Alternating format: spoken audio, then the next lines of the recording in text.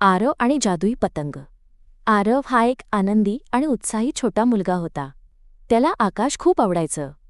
रोज संध्याकाळी तो घराच्या गच्चीवर उभा राहून उडणारे पक्षी, तरंगणारे ढग आणि रंगीबेरंगी पतंग पाहत असे. एके दिवशी आरव आजोबांच्या जुन्या कपाटात काही शोधत होता.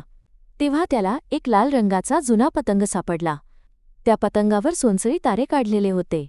तो पतंग थोडासा चमकत असल्यासारखा वाटत होता. हा पतंग खास आहे, आजोबा हसत म्हणाले. जा उडवून बघ. आरवने लगेच गच्चीवर जाऊन पतंग उडवला. पतंग आकाशात उंच उंच जाऊ लागला. अचानक तो खूपच तेजस्वी चमकू लागला. तेवढ्यात आरवच्या कानात एक गोड आवाज आला, घट्ट धर आरव. आणि काय आश्चर्य, आरव हलका झाला आणि तो पतंगासोबत आकाशात उडू लागला. खाली हिरवीगार शेते, वळणदार नद्या, छोटी घरे दिसत होती. पक्षी त्याच्यासोबत उडत होते आणि ढग हसत होते. आरव खूप आनंदी झाला, पण लगेच त्याला आईबाबांची आठवण आली. मला घरी जायचं आहे, आरव धैर्याने म्हणाला. पतंग हळूहळू खाली आला आणि आरवला सुरक्षितपणे गच्चीवर ठेवून गेला. पतंगाची चमकही हळूहळू कमी झाली आणि तो साधा पतंग झाला. आरवने पतंगाला घट्ट मिठी मारली आणि आजोबांकडे धावला.